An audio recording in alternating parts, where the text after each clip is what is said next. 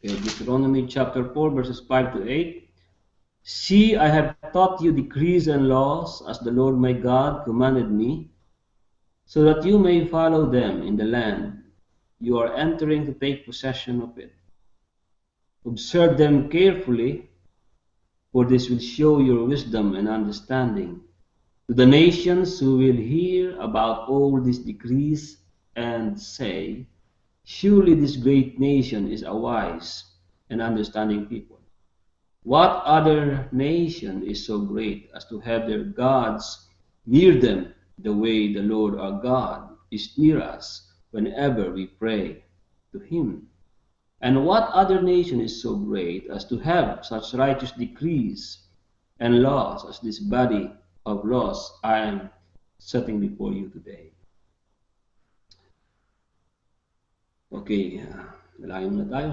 Panginoon, marami pong salamat na meron kaming time to study your word. At sa oras na ito, Panginoon, patungkol sa aral ng pagiging isang dakilang bansa, dalangin ko na ang mga katotohanan ng iyong salita ay maipahayag ng malinaw at pagkalooban ng iyong lingkod ng mga angkop na salita. Pagpalain niyo po ang inyong mga anak na makikinig ng mensaheng ito sa pangalan ni Jesus. Amen. Sa Tagalog ay ganito, itinuro ko sa inyo ang mga batas na iniutos sa akin ng Diyos upang sundin ninyo sa lupain na aking ipagkakaloob sa inyo. Buong ingat niyong tuparin ang mga utos na ito sapagkat ito ang papatunay ng inyong karunungan at pagkaunawa sa mga bansa. At kanilang maririnig ang patungkol sa mga batas na ito. At kanilang sasabihin, ang dakilang bansang ito ay marunong at ay pangunawa. Meron bang ibang bansa na ganito kadakila na ang kanilang mga Diyos ay kasing lapit ng Diyos ng Israel sa panahon ng kanilang pananalangin? Meron ba bang ibang bansang higit na dakila na tumanggap ng ganitong matutuwid na mga batas katulad ng pinagkakaloob ko sa inyo sa araw na ito? So, paano ba nagiging dakila ang isang bansa? So, yun ang aking mensahe nga si bahagi, a great nation, isang dakilang bansa. So, ano ba ang nagpapadakila sa isang bansa? Ito ba ay dahilan sa kapangyarihang militar? Ito ba ay dahilan sa banking industry or financial institution?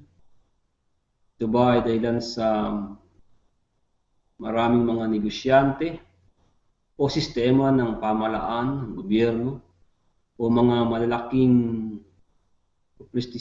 prestigious na mga educational institution, mga paaralan, universidad, o mga reliyon?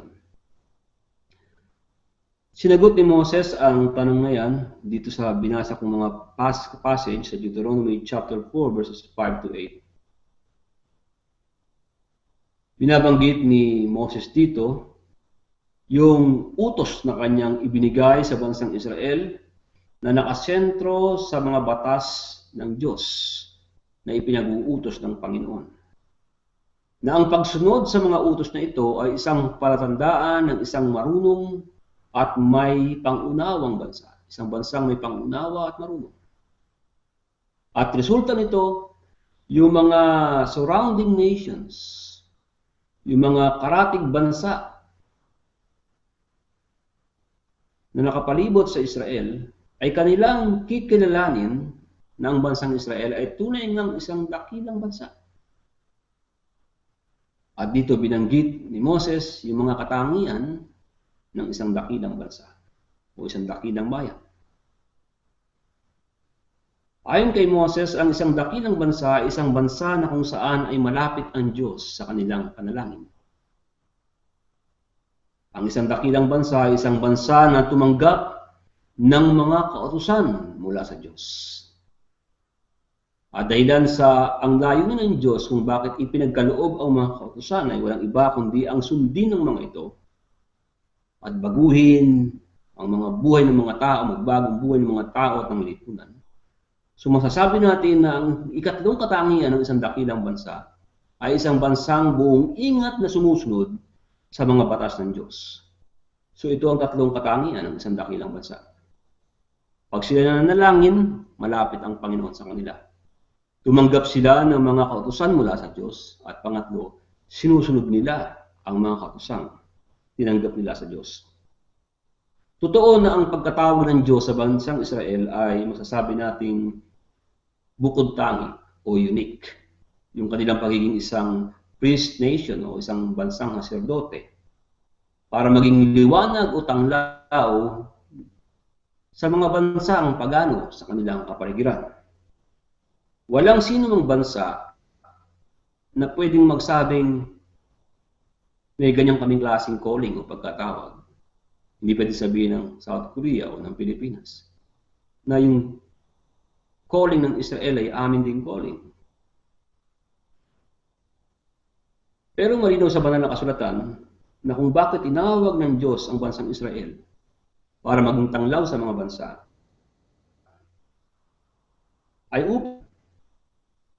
ay matutong sumamba at maglingkod sa buhay na Diyos. Ibig sabihin, ang sino mang bansa na kanilang matututunan ang tatlong mga katangiang ito ng pagiging dakilang bansa ay patungo sa landas ng pagiging dakilang bansa.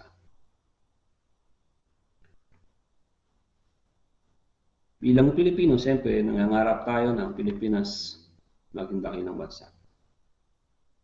Pero kung titignan natin sa pamantayan ng mga utos ni Moses, ang ating bansa ay maraming nilabag na mga kautusan ng Diyos. Totoo na ang Diyos ay makagagawa ng himala, mababago niya ang isang bansa. Subalta na ang bansa ay responsable sa harapan ng Diyos. Ang South Korea ay mayroong magandang kasaysayan. At sa kanilang kasaysayan, sa kanilang nakaraan, ang pinakagusto ko sa lahat ay yung nangyari noong 1907. Ano ba yung nangyari noong 1907? Yun yung revival sa Pyongyang. Na kumilos ang Diyos at maraming mga Koreano ang nakakilala sa Panginoon. Nagsisi sa kanilang kasalanan, tumalikod sa kanilang kasalanan, at anumbalik sa Diyos. Nakakalungkot nga lamang na ang Pyongyang sa kasalukuyan ay naging capital ng North Korea. Ngayon, yamang alam natin ang mga katangian ng isang dakilang bansa. O masasabi natin yung pundasyon o saligan ng isang dakilang bansa ayon sa Biblia. At kung gusto natin ang ating bansa ay maging dakila, bilang mga mananampalataya, ano ang ating tungkulin? Una, ang tungkulin natin ay walang iba, kundi ang manalangin. Kagaya na binanggit ko kanina, ang ating bansa ay maraming nilabag na utos ng Diyos. Ang sabi ng ikalawang utos, pinagbabawal ng Diyos ang paggawa ng anumang wangis, ng anumang anyo na gagamitin sa pagsamba sa Kanya. Tayo pinagbabawalan na lumuhod, yumukod o sumamba sa mga bagay na ginawa ng ating kamay. At ang Diyos ay nagbigay ng babala. Ang sabi niya, parurusahan niya, magkakaroon ng punishment ang sino mang bansa na lumabag sa utos na ito.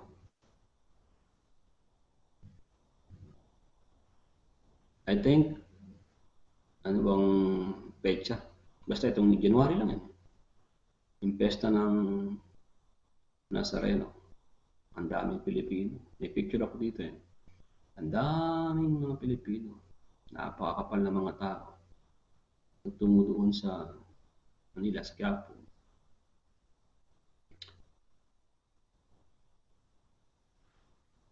Siguro may hinihingi. Tutuwa kaya ang Diyos dito. Ikawalong utos, ang sabi ng Panginoon, huwag kang magnanakaw. Anumang uri ng pagnanakaw ay paglabag sa ikawalong utos. Ito man ay gawa ng isang tao o gawa ng isang institusyon. Sapagkat walang sino mang tao o institusyon ang mas mataas pa kaysa sa batas. So hindi naman lingid sa ating kaalaman yung PIDAP scandal na kung saan mga prominenteng mga mababatas ang sangkot dito. At lumalabas so far hanggang sa ngayon sa kasalukuyan na ninakaw nila yung pera ng bayan. Siguro iniisip nila marahil ay wala namang mali sa kanilang ginawa sapagkat ang lahat naman ay legal o lehitimo. Kaya yun, masigit na nakakatakot sapagkat yung mismong sistema, mismong yung legal system o yung sistema ng pamamahala na sa halip na maglingkod para sa katarungan at para proteksyonan ng bayan mula sa pagnanakaw ay naging kasangkapan pa ng pagnanakaw. At mga mamamayan naman ay hindi naman po pwedeng magsabing tayo inosente sapagkat one way or another, kinukonsinti natin ang ganitong klase ng sistema. Ang mahirap unawain ay ito. Ang mga Pilipino, tayo mga Pilipino, ay napaka-religyoso. Tayo lagi nananalangin.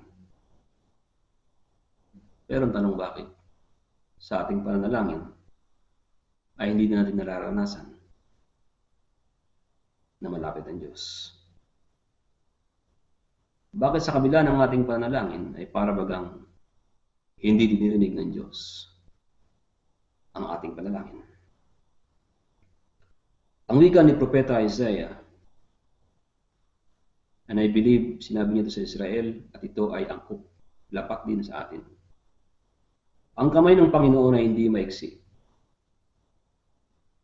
para hindi tayo ligtas. Ang kanyang tainga ay hindi bingi para hindi tayo mapakinggan. Subalit ang ating mga kasalanan ang siyang nagdalayo sa atin sa kanya. Ang ating mga kasalanan ang nagtatago ng kanyang mukha palayo sa atin upang hindi niya mapakinggan ang ating mga panalangin. Bilang isang bansa, ang ating mga mababatas ay ginagamit ang batas upang magnakaw ng buwis. At kanila pa rin pinapanatili ang kanilang pagiging religyoso.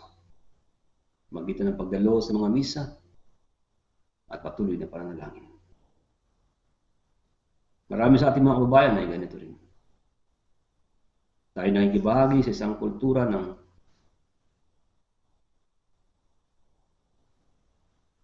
plunder, and yet we still remain very religious. At yan ang dahilan kung bakit ang ating bansa ay kabaligtaran ng kadakilaan. Ang ating bansa ay nasadlak ng malaking kahiyan. Tayo nanalangin, but in our prayer, we don't experience the nearness of God. We don't receive the answer to our prayers, or we still remain in our sins. Dito sa South Korea, bagamat ang Christianity ay parang pababa na rin, kagandahan dito, nami-maintain pa rin nila yung dawn prayer at marami pa rin sila mga prayer activities at mga prayer mountains. So, ang encouragement ko actually sa mga Korean Christians, huwag nilang hayaan na yung espiritu ng panalangin ay manlamig.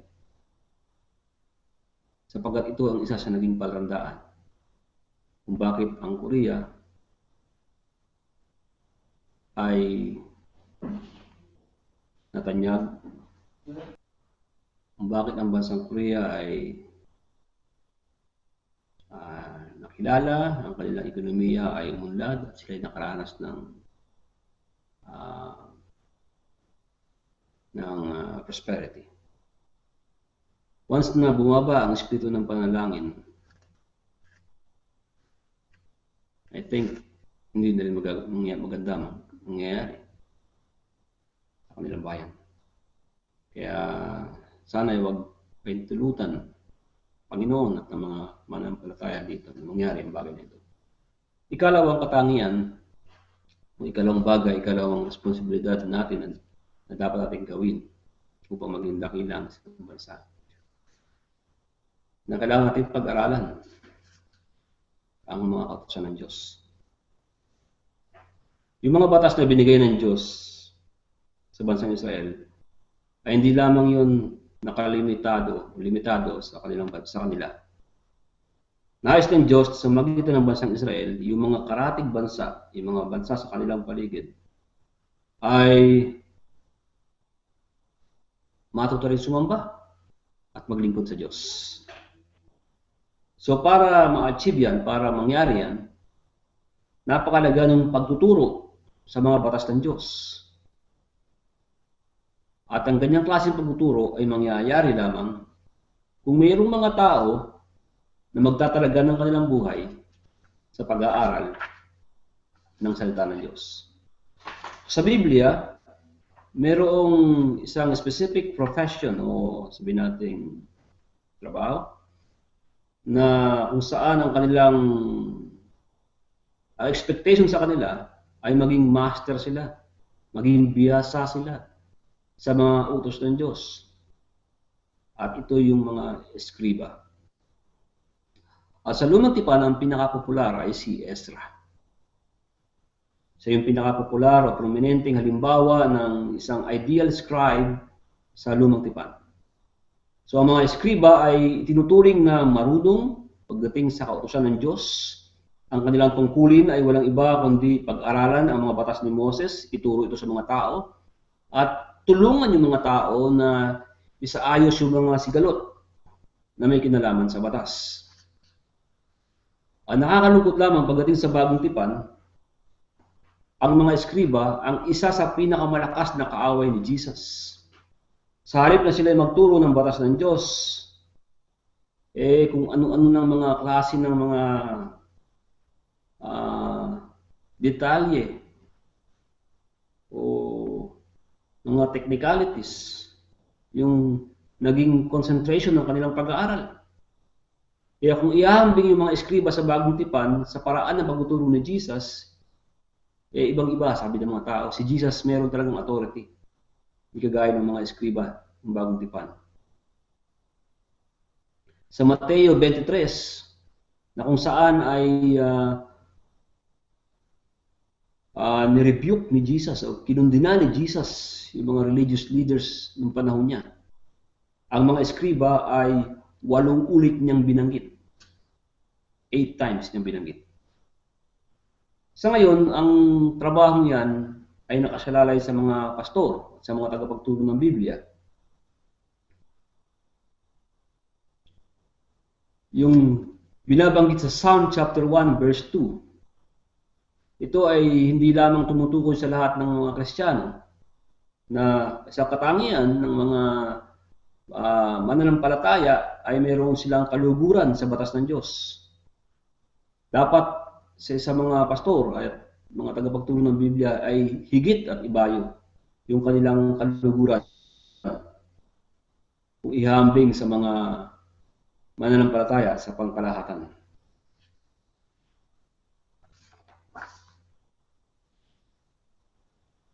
So kung gusto natin maging dakila yung ating bansa, nalangin tayo na magkaroon ng mga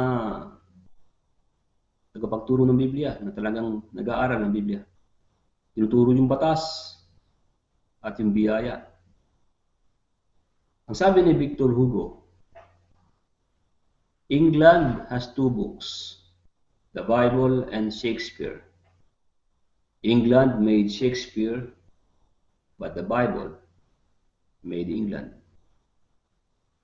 So ang Biblia ay mas higit na dakila kaysa sa mga aklat ni Shakespeare. Sapagkat si Shakespeare ay produkto lamang ng isang bansa na kung saan ay naitatag sa katotohanan ng salita ng Diyos.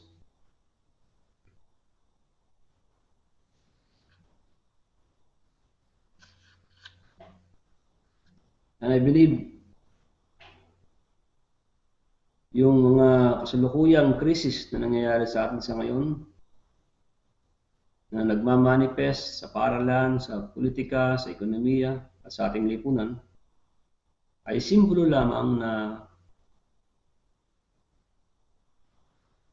ang tao ay lumayo na sa biblical foundation. Kung ako nagkakamali, sabi ng isang philosopher, ang pangalan niya si Francis Schaeffer, since 1902, ibig sabihin 112 years ago, ang buong Western civilization ay tinalikuran na yung Judeo-Christian tradition at niyakap na ang humanism. At yung nangyayaring krisis ngayon, yan ay resulta lamang o bunga lamang ng ganyang klase ng pagyakap. Pamilyar naman siguro kayo sa Apostles' Creed. Yung unang sentence sa Apostles' Creed ay ito ang sinasabi, I believe in God, the Father Almighty, Creator of heaven and earth, and in Jesus Christ, His only Son, our Lord. So kung babasahin niyo ng paulit-ulit yung Apostles' Creed at inyong nanamnamin yung laman, no, makikita niyo na ito ay natuturo ng katotohanan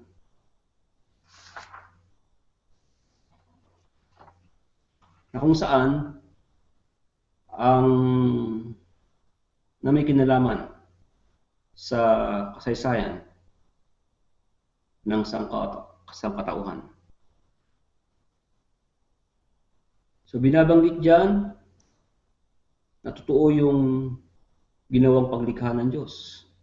Paglikha na, sabihin yung ginawang paglikha ng Diyos sa mundo, sa langit at lupa, sa lahat ng bagay, sa tao, ay isang historical fact. Ito isang kasaysayan, sa totoong bagay na nangyari sa kasaysayan. At ang may gawa nito ay makapangyarihan Diyos. Pag tinanggap natin ang katotohanan yan, hindi na natin pwedeng iwasan yung iba pang mga kaugnay na katotohanan na binabanggit sa Biblia, kagaya na ang Diyos ay makapangyarihan at ang Diyos ay may wala hanggang plano. At marami pang implikasyon ang katotohanan na yan.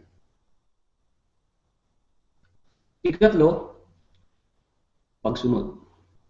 So kung gusto natin maging dakilang bansa ang Pilipinas, hindi lamang tayo manalangin, hindi lamang tayo mag-aral ng salita ng Diyos, kundi sundin din natin.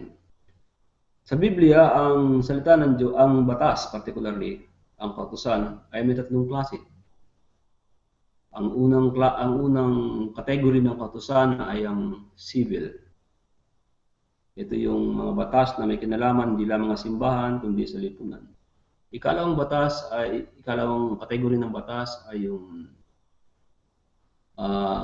normative. Ibig sabihin, ito yung pinaka-moral standard. Ikatlong katangian ng batas ay, medyo may term, pedagogical. Dapat evangelical. Kasi ang layunin ng batas, ipakita kung gaano tayo makasalanan. Para pag nakita natin kung gaano tayo makasalanan, tayo ay dalhin ng batas papunta kay Kristo. Maraming mga tao ngayon, kasama na rin mga Kristiyano, sa tingin nila na ang batas ng Diyos ay wala ng puwang sa buhay Kristiyano o sa lipunan. Ang sabi nila, we are under grace, not law. Tayo ay nasa ilalim na ng biyaya at wala na sa batas. ito ay parang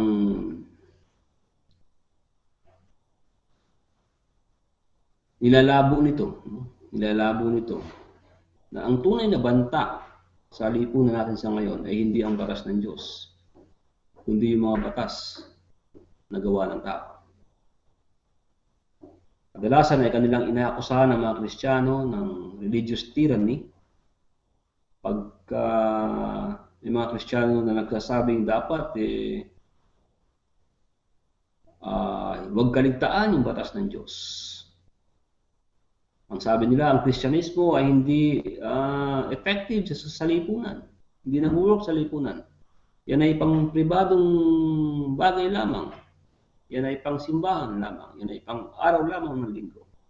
Hindi yan dapat dalhin sa lipunan, sa public life. At ituturo nilang halimbawa yung mga nangyaring crusade sa kasaysayan na kung saan ang sabi nila ay maraming mga pinatay. Ang mga Kristiyano na ay maraming pinatay. So, di katakataka, marami ding Kristiyano ay parang nagkakaroon ng insecurity, nagiging guilty. Hindi nila alam kung paano ipagtatanggol ang kanilang sarili sa ganyang klase ng akusasyon. Pero sa katotohanan, yung akusasyon na yan na galing sa mga humanist o humanismo ay walang kredibilidad. Sapagkat kung pagdating sa krimen, mas malaking krimen ang kanilang nagawa. In the first 70 years lamang ng 20th century, ay umaabot sa 150 million ang pinatay ng humanism sa magitan ng digmaan at ng mga revolusyon. Hindi nila binabanggit yung mga krimen na ginawa ni Stalin. Ng panahon ng 1930s ay pumatay ng mahigit 30 million. Hindi rin nila binabanggit yung ginawa ni Mao Zedong na pumatay ng 30 million Chinese. Ang binabanggit lang nila yung mga kalabisan ng Kristyanismo na kung iahambing sa ginawa ng humanismo ay napakaliit. Kaya yung akusasyon sa Kristyanismo actually ay walang kredibilidad. Meron dito isang quotation, those who will not be governed by God will be ruled by tyrants. Yan ang sabi ni William Penn noong 1668. Yung mga tao, mga bansa, yung lipunan na ayaw magpasaklaw sa pamantayan ng Diyos, sila ay pamumunuan ng mga tirano o ng mga diktador. Yung kinakatakot ng marami na ang batas ng Diyos daw ay mauuwi sa tyranny, ito ay walang basihan. Ang tyranny ay nangyayari pag tinanggihan ng tao ang batas ng Diyos.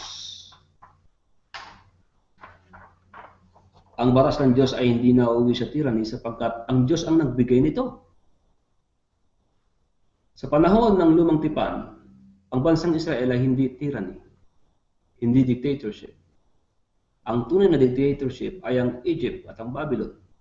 Sila yung tyrannical sapagkat tinanggihan nila ang batas ng Diyos. So yung tyranny, dictatorship ay nangyayari pag ang isang bayan ay tumalikod sa batas ng Diyos. At yan ang isa sa dahilan o resulta ng paglayo ng tao sa biblical foundation. Kaya ngayon, ang tyranny is once again on the rise. At may kabilang oposisyon yan, anarchy naman. So yung dalawang yan. Yan ay bunga ng paglayo sa pamantayan ng Diyos. Yung biyaya ng Diyos, yung grasya, totoo, ang biyaya ng Diyos mayaman. Pero yung biyaya ng Diyos, hindi nito pinapawalang bisa ang kautusan ng Diyos. Totoo na walang sinumang makakatupad sa pamantayan ng Diyos 100%, sa batas ng Diyos 100%. Sapagkat ang batas ay expression ng perfect character ng Diyos. So ipinapakita ng batas ng Diyos kung gaano tayo kamakasalanan. At ipinapakita ng batas ng Diyos ang ating pangangailangan ng tagapagligtas. Ipinapakita ng batas ng Diyos yung klase ng buhay na hinihingi ng Diyos mula sa atin. At yan ay walang iba kundi yung 100% na pagsunod. At walang sino man sa atin ang makakasunod sa Diyos ng 100% maliban kay Jesus. So tanging si Jesus lamang ang qualified upang tayo iligtas mula sa kapangyarihan ng kasalanan. So yung ating kaligtasan ay nakabase lamang 100% sa biyaya ng Diyos. At ito tinatanggap sa magitan ng pananampalataya. Subalit, itinuturo din ng Biblia na yung mga nakaranas ng biyaya ng Diyos ay meron na ngayong desire at meron na ring kapangyarihan upang tuparin ang batas ng Diyos sapagkat ang banal na Espiritu ay nananahana sa atin. Ayon sa Ephesians chapter 2 verse 10, pagkatapos banggitin ni Apostol Pablo na tayo naligtas sa magitan ng pananampalataya by grace through faith, ay kanyang idinagdag na tayo rin ay workmanship ng Diyos, na inaasahan ng Diyos na lumakad sa mabuting gawa. At ang tanging pamantayan lamang ng mabuting gawa ay walang iba kundi ang batas ng Diyos. Sa 1 John chapter 5 verse 3, ang sabi ni John, para sa isang mananampalataya, ang batas ng Diyos ay hindi pabigat. And again, once again, sabi ni Pablo kay Tito, nang dumating ang biyaya ng Diyos at nagbigay ng kaligtasan, ito'y nagtuturo sa atin upang tanggihan ang lahat ng uri ng kalikuan at makasanlibutang pagnanasa at mabuhay ng matuwid at banal sa ating panahon, sapagkat tayo'y iniligtas ni Kristo mula sa mga gawain ng paglabag sa batas. So ang isang dakilang bansa ay isang bansa na kung saan ang Diyos ay malapit sa kanilang panalangin, isang bansa na tumanggap ng mga batas mula sa Diyos, at isang bansa na buong ingat na sumusunod sa utos ng Diyos. So bilang mga mananampalataya, dahil alam na natin yung biblical foundation para maging dakila ang isang bansa, ang ating tungkulin ay walang iba kundi ang manalangin, mag-aral ng batas ng Diyos, at sundin ang mga ito.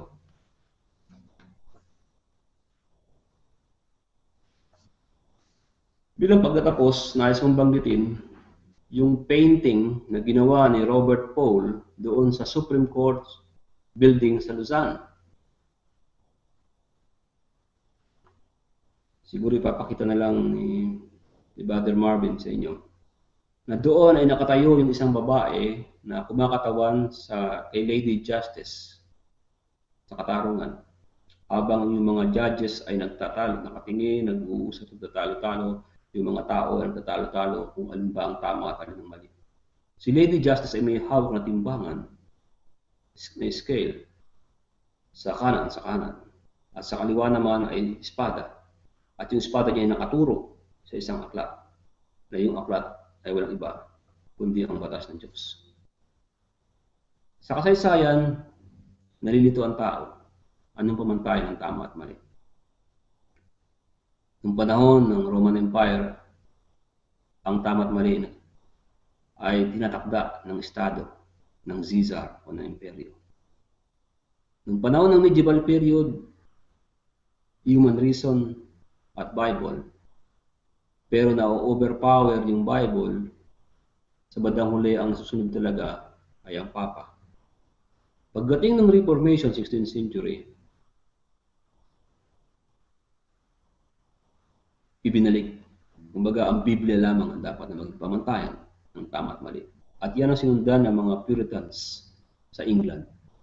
At yung painting na yan sa Luzon, I believe, ito yung pinaka-exact na larawan para malaman ng tao kung alin ang tama at mali. Pero, ang nangyari, nakakalungkot nga lamang, pagdating ng tinatawag na Enlightenment, muli naman, binasura na ang Biblia. So, ang pamantayan ngayon ay nakabase na sa tao o sa kanyang community. Ang sabi ng iba, ito'y nakabase sa konsensya. Ang sabi naman ng iba, ito'y nakabase sa human reason. Ang sabi naman ng iba, ito'y nakabase sa Estado. Ang Biblia ay binigay ng Diyos sa atin bilang regalo, hindi lamang sa bansang Israel, kundi para sa lahat ng sangkatauhan. Upang malaman natin kung ano ang dapat nating panaligan tungkol sa Diyos at kung ano yung tungkulin na hiningi ng Diyos mula sa atin.